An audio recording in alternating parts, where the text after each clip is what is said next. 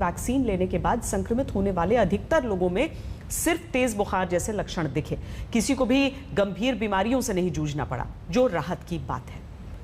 और अब कोरोना की आशंकित तीसरी लहर की बात करते हैं, जिसको लेकर एक्सपर्ट्स का मानना है कि तीसरी लहर का सबसे ज्यादा असर बच्चों पर हो सकता है। हालांकि इस निष्कर्ष पर भी कुछ सवाल उठ रहे हैं, जिनके बारे में हम आपको आगे बताएंगे, लेकिन पहले आपको उन नई गाइडलाइंस की जानकारी दे देते हैं जो केंद्रीय स्वास्थ्य मंत्रालय की तरफ से जारी की गई हैं। इसमें बताया गया है कि 18 साल से कम उम्र के बच्चों को कोरोना से बचाने के लिए क्या करना चाहिए और क्या नहीं करना चाहिए। गाइडलाइंस के अनुसार बच्चों को वॉक टेस्ट करवाना चाहिए, पल्स ऑक्सीमीटर लगाकर 6 मिनट तक टहलने के बाद अगर सैचुरेशन में 3 से 5% से ज्यादा का अंतर दिखता है तो बच्चों को अस्पताल में भर्ती करवाना चाहिए। दूसरी सलाह यह दी गई है कि बच्चों को अस्पताल में डॉक्टरों की निगरानी में बहुत ज्यादा तबीयत खराब होने पर ही नियंत्रित मात्रा में स्टेरॉइड दिया जाना चाहिए। बाकी परिस्थितियों में स्टेरॉइड्स देने की जरूरत नहीं है।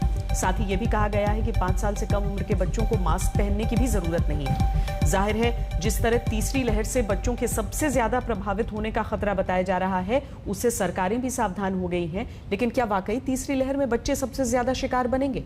इस पर सवाल उठने लगे।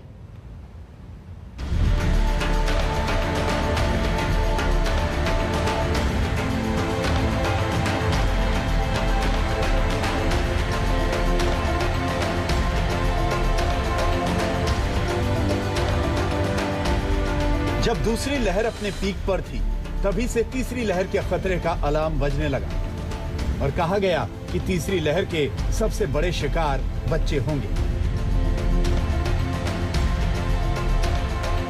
इस चेतावनी को गंभीरता से लेते हुए सरकारें तीसरी लहर में बच्चों को बचाने की तैयारियों में जुट गईं।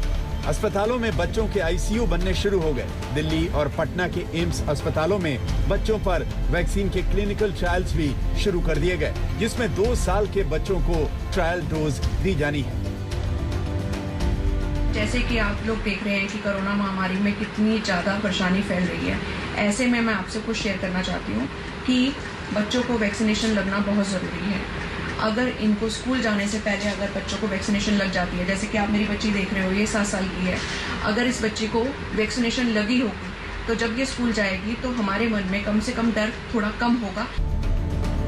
लेकिन क्या तीसरी लहर में बच्चों को खतरा वाकई इतना बड़ा है जितना बड़ा करके इसे बताया जा रहा है? इसको लेकर इंडियन एकेडमी ऑफ पीडियाट्रिक्स ने हाल ही में एक नया दावा किया है, जिसमें कहा गया है कि जरूरी नहीं कि कोरोना की तीसरी लहर बच्चों को प्रभावित करे ही। कहा गया कि बच्चों का इम्यून सिस्टम मजबूत होता है, जिससे बच्चे कम संक्रमित होते हैं। पहली और दूसरी लहर के आंकड़ों को आधार बनाकर कहा गया कि संक्रमित बच्चों को भी आईसीयू की जरूरत नहीं पड़ी।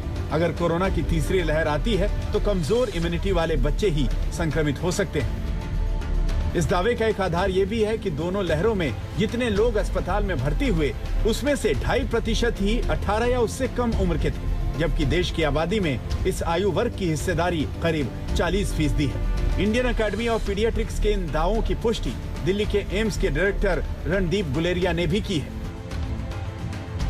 अगर हम डेटा देखें फर्स्ट वेव का, सेकेंड वेव का, तो डेटा बहुत सिमिलर है और ये यही दर्शाता है कि जो बच्चे हैं वो प्रोटेक्टेड रहते हैं, उनको कम इन्फेक्शन होता है और अगर इन्फेक्शन भी होता है तो बहुत माइल्ड रहता है।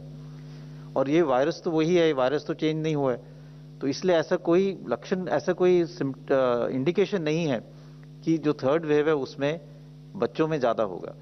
और ये इसलिए, जिसका एक हाइपोथेसिस वो ये है कि जो वायरस है वो एस रिसेप्टर्स के साथ बॉडी के अंदर एंटर करता है और बच्चों में ये रिसेप्टर्स रिलेटिवली कम हैं एज कम्पेयर टू अडल्ट्स।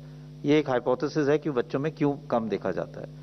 लेकिन अभी तक जो डेटा है दोनों वेव्स का, उसमें बच्चों में ये कम पाया गया है, इसलिए ऐसा नहीं लगता कि बच्चों में आगे जाके पाया जाएगा, आगे सीवियर इन्फेक्शन होगा या ज्यादा इन्फेक्शन होगा। अगर तीसरी लहर में बच्चों को सबसे ज्यादा खतरा होने के दावे सिर्फ कयासों पर आधारित हैं, तो फिर क्या ये कहा जा सकता है कि क्योंकि पहली लहर में सबसे ज्यादा बुजुर्ग प्रभावित हुए थे और दूसरी लहर ने सबसे ज्यादा युवाओं को अपनी चपेट में लिया था, तो क्या इसी आधार पर कह दिया गया कि संभावित तीसरी लहर में अब बच्चों की बारी है?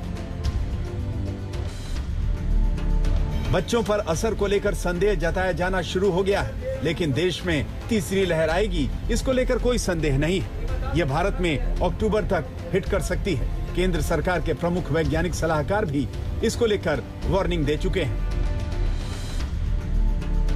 तीसरी लहर कब आएगी, कितनी ताकतवर होगी, इसको लेकर भी सिर्फ अंदाजा लगाया जा सकता है, लेकिन उसके असर को कम से कम करने के प्रयास ज्यादा जरूरी हैं। अस्पतालों में कोरोना मरीजों के इलाज की सुविधाओं को और बेहतर करना बड़ी चुनौती है। तीसरी वेव से बचना है तो वैक्सीनेशन की स्पीड 1 करोड़ डोज प्रतिदिन करनी होगी और सभी राज्यों को एक साथ मिलकर काम करना होगा।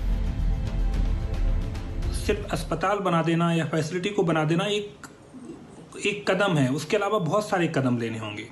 जैसे हम बात करें कि जीनोमिक सीक्वेंसिंग है, तो सारे राज्यों को जीनोमिक सीक्वेंसिंग बढ़ाने की जरूरत है, जिससे वहां पर जो वेरिएंट सर्कुलेट हो रहे हैं उनके बारे में पता चल सके। वैक्सीनेशन की बात है तो वैक्सीनेशन की रफ्तार तेज करने की जरूरत है। साथ में तीसरी लहर के लिए हमें ग्रामीण क्षेत्रों पर खास ध्यान देना होगा। देश में कोरोना की दूसरी लहर अब थमने लगी है, लेकिन ये वक्त थम जाने का नहीं है, बल्कि कोरोना की तीसरी लहर से युद्ध की तैयारियों में जुट जाने का है।